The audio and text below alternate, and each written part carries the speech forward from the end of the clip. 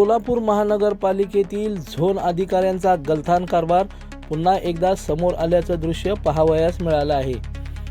सोलापूर शहरातील प्रभाग क्रमांक 22 येथील मोदी हुडको परिसरामध्ये मागील 8 दिवसापासून ड्रेनेजची मुख्य लाईन फुटल्यामुळे या भागामध्ये प्रचंड घाणीचं साम्राज्य पसरलं आहे। वारंवार विभागीय अधिकारी क्रमांक 6 यांना कळवले असता त्यांनी जो नंबर दिला तो कर्मचारी मागील 6 महिन्यापासून पॅरालिसिस मारल्यामुळे रजेवर आहे।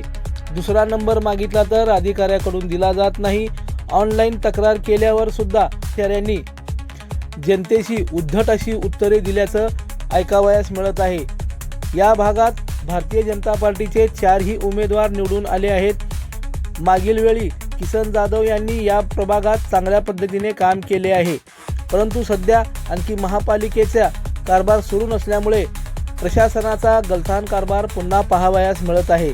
अधिकारी मस्तावले असून सुस्त झाले आहेत, त्याचा त्रास तमाम जनतेला होत आहे। या ठिकाणी ड्रेनेजचं वाहणारं पाणी, त्यामुळे या भागातील नागरिकांच्या आरोग्याचा प्रश्न निर्माण झाला आहे।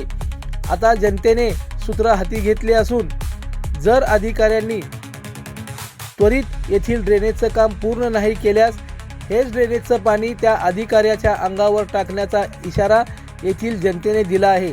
तरी सोलापूर महानगरपालिका आयुक्तांनी या बाबीकडे गांभीर्यानं पाहावं, अन्यथा त्या विभागीय अधिकाऱ्याच्या अंगावर जनता पाणी सांडल्याशिवाय राहणार नाही।